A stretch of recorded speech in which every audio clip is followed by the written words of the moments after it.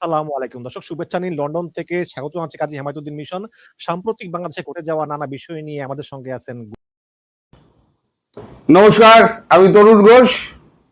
প্রথমেই আমার একটা প্রশ্ন রইল আপনাদের কাছে। এই প্রশ্নের উত্তর আপনারা দেবেন। সেটা হচ্ছে, এই যে প্রতিষ্ঠা বার্ষিকীতে আওয়ামী লীগ যে প্রচুর মিছিল বার করবে, সে ব্যাপারে কি কোনো রকম সিদ্ধান্ত হয়েছিল বা সিদ্ধান্ত জানানো হয়েছিল?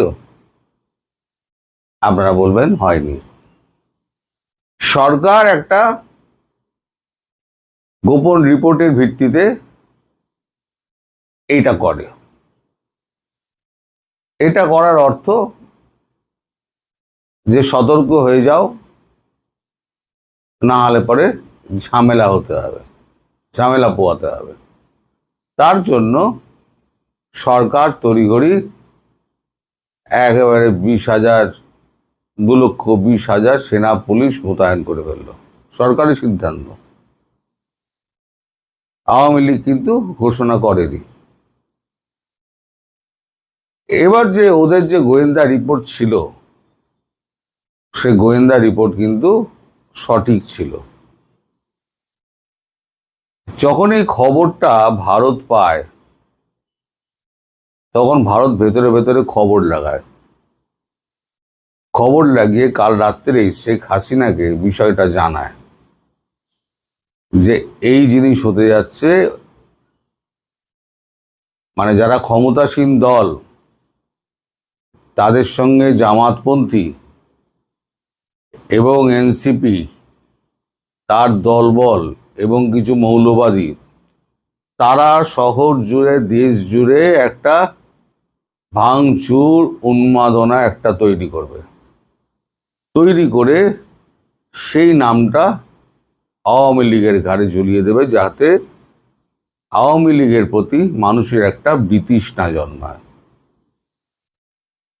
এই খবর পাওয়ার সঙ্গে সঙ্গে শেখ হাসিনা বিদেশে যারা নেতারা রয়েছেন তাদেরকে পরিষ্কার বলে দেন, আজকে যেন কোনো মিটিং মিছিল না হয়, অন্তত দিনের বেলা তো, রাতের বেলা তো নয়। সব যেমন স্বাভাবিক আছে তেমনই থাকুক। 2025-এ প্রতিষ্ঠা দিবস যেভাবে পালিত হয়েছে, এবারেও সেভাবেই পালিত হোক। অনেক এরকম,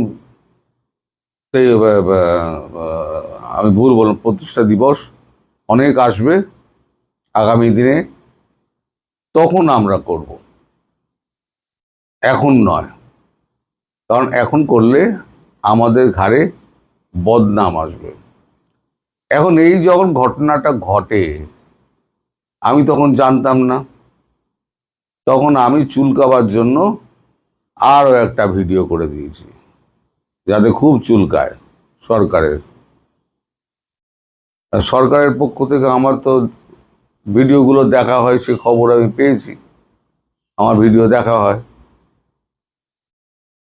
আমি কি কি বলছি না বলছি সব নোট করা হয়। তো আমার ওই ভিডিও করার পর আজ যখন কিছু হলো না, তখন অনেকেই আমার প্রশ্ন করেছেন, আপনি তো দাদা কালকে বলেছিলেন অনেক কিছু হবে, আজ তো হলো না। আজকে হলো না, তার কারণ হচ্ছে এইটা, যে আপনাদের নেত্রী পিছিয়ে আসতে বলেছেন ট্যাকটিক্যাল কারণে।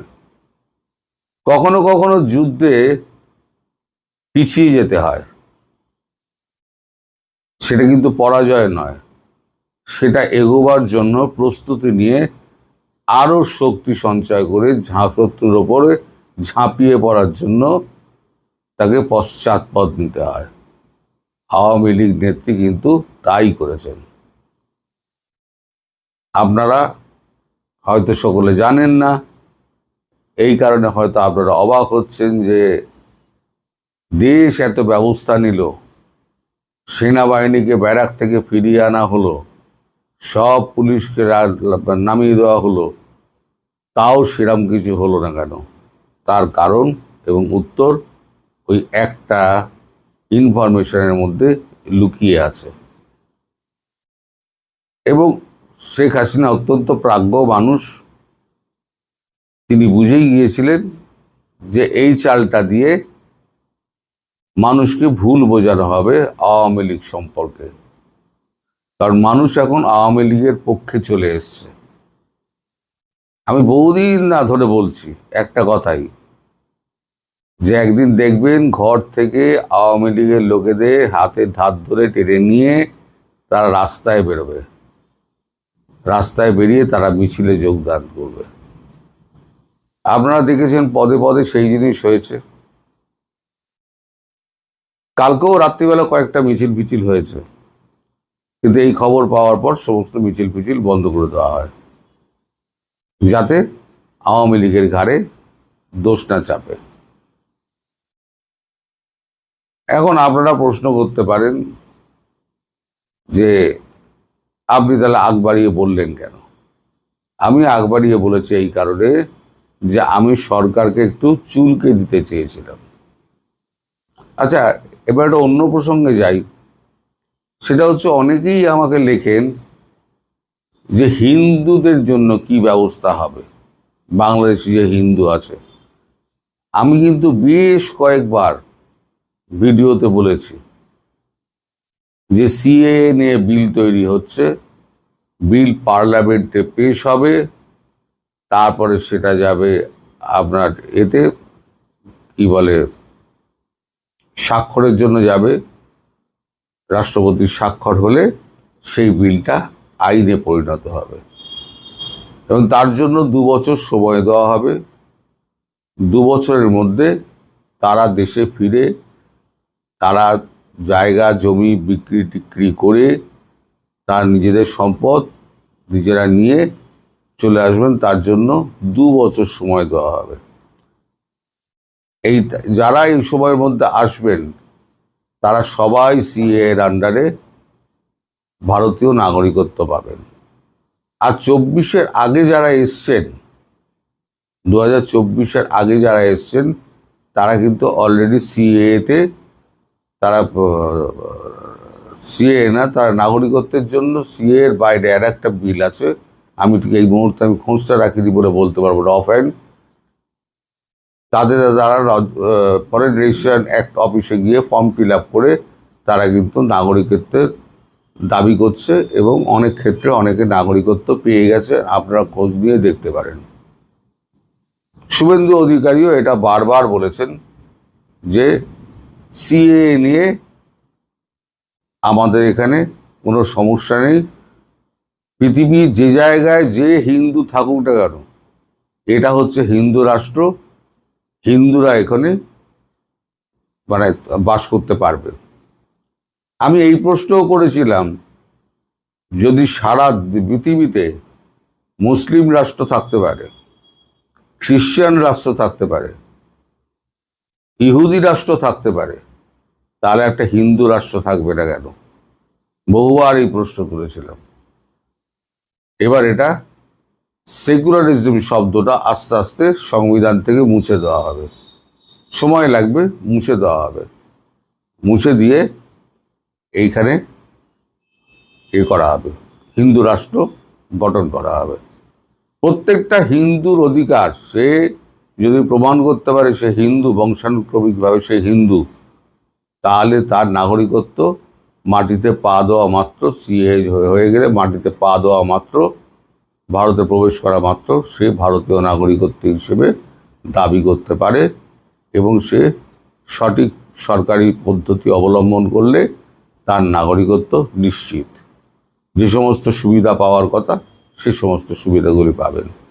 ফলে আপনাদের মনে যে দ্বন্দ্ব, বারবার জিজ্ঞাসা ভারতীয় নাগরিকত্ব নিয়ে, এই দ্বন্দ্বের অবসান করার জন্য আমি আজকে এই ভিডিওটি করলাম।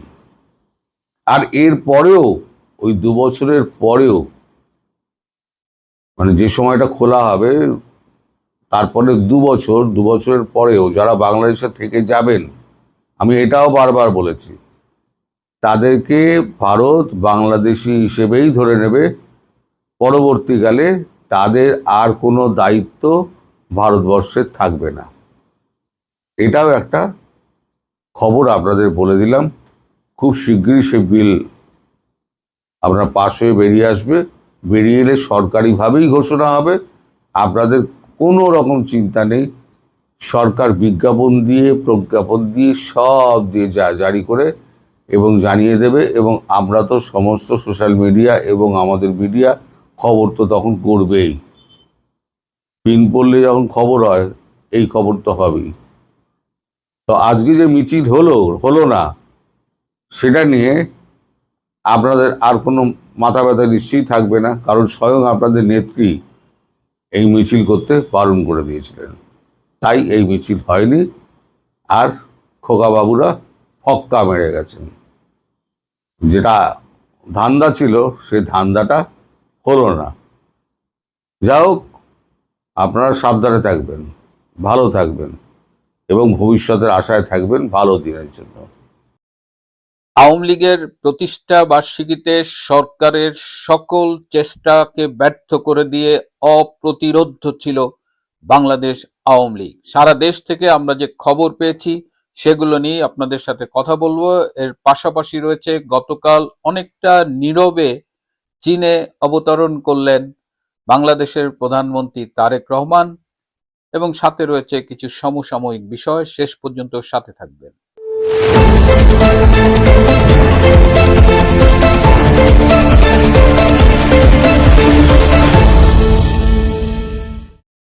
প্রিয় বন্ধুরা, প্রীতি, সালাম এবং শুভেচ্ছা নেবেন। বাংলাদেশের সবচাইতে ঐতিহ্যবাহী রাজনৈতিক সংগঠন বাংলাদেশ আওয়ামী লীগের প্রতিষ্ঠা বার্ষিকীতে সবাইকে শুভেচ্ছা এবং অভিনন্দন। কাল রাত 12টা বাজার পর থেকেই ঘরে ঘরে আনুষ্ঠানিকভাবে কেক কাটার মধ্য দিয়ে অনেকেই বাংলাদেশ আওয়ামী লীগের প্রতিষ্ঠা বার্ষিকী উদযাপন করেছেন। এবারের প্রতিষ্ঠা বার্ষিকীতে গোয়েন্দা বাহিনীর যে রিপোর্ট ছিল এবং সম্প্রতি সরকারের যে আওয়ামী লীগের কার্যক্রম দেখে কাঁপাকাঁপি অবস্থা, পাজামা ভিজে যাওয়ার অবস্থা, সেই প্রেক্ষিতে সরকার 6টি জেলা শহরে সেনাবাহিনী নামিয়েছিলেন এবং সারা বাংলাদেশে পুলিশ, বিজিবিকে সতর্ক অবস্থায় রেখেছিলেন। কিন্তু সরকারের সব বাধা, ভয়, ভীতি, প্রতিবন্ধকতাকে উপেক্ষা করে সারা বাংলাদেশে আওয়ামী লীগ প্রতিষ্ঠা বার্ষিকী উদযাপন করেছে। অসংখ্য শহর থেকে অসংখ্য ভিডিও আমাদের কাছে এসেছে, সামাজিক যোগাযোগ মাধ্যমে দেখা গেছে, এবং অধিকাংশ স্থানেই এই মিছিলগুলো, এই উদযাপনগুলো একেবারে নির্বিঘ্নে হয়েছে। যে কয় জায়গায় আইন শৃঙ্খলা বাহিনী বাধা দেবার চেষ্টা করেছিল, সেখানেও তারা গণপ্রতিরোধের মুখে সরে দাঁড়িয়েছে। আপনারা জানেন যে গত দুদিন আগে ফরিদপুরে ইশতিয়াক আহমেদ প্রান্ত নামে ছাত্রলীগের এক নেতাকে ডিবি পুলিশ তুলে নিয়ে গিয়েছিল। ডিবি পুলিশ সাথে করে একটা গাঁজার টোপলা এনেছিল এবং সেই টোপলা রেখে বলেছে যে তার কাছে 100 গ্রাম গাঁজা পাওয়া গেছে, এবং তাকে বাসা থেকে গ্রেপ্তার করে সেখানেই বেদম প্রহার করে। এমনকি তার মা এসে যখন জিজ্ঞেস করে আমার ছেলেকে মারছো কেন, উল্টো জিজ্ঞেস করে যে তুমি কে, তখন বলে আমি তার মা। তাকে পিটাতে পিটাতে পরে থানায় নিয়ে যায় এবং সেখানে এমন নির্যাতন করে যে 5 ঘন্টা পরে প্রান্তর মৃত্যু হয়। পরে পুলিশ একটা গল্প সাজানোর চেষ্টা করেছে যে তার স্ট্রোক হয়েছে, এই হয়েছে, সে হয়েছে, কিন্তু সবই ভুয়া। প্রান্তর মৃত্যুর প্রতিবাদে পুরা ফরিদপুর ফুঁসে উঠেছিল এবং ফরিদপুরের আওয়ামী লীগ, ছাত্রলীগ এবং আপামর জনসাধারণ রাস্তা অবরোধ করেছিল। তাদের ধাওয়ায় 4 জন ডিবি পুলিশ পালিয়ে গেছে। কয়েকটি পুলিশ ছাউনি থেকে পুলিশরা সরে গেছে এবং ফরিদপুরের পুরা প্রশাসন অসহায় ছিল এই গণপ্রতিরোধের মুখে।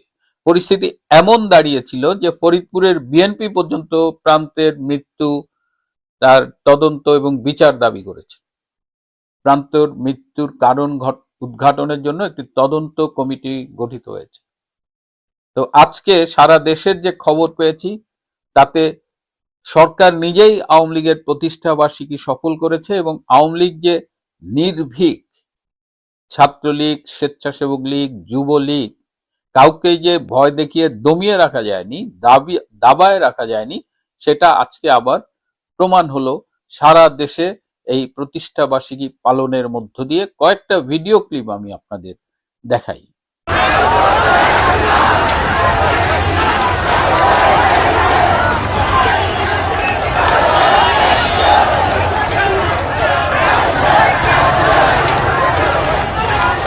আওয়ামী লীগ যখন তার প্রতিষ্ঠা বার্ষিকী পালন করছে, ঠিক তখনই গতকাল মালয়েশিয়ার একটি গুরুত্বহীন সফর শেষে চীনে গিয়েছেন বাংলাদেশের প্রধানমন্ত্রী তারেক রহমান।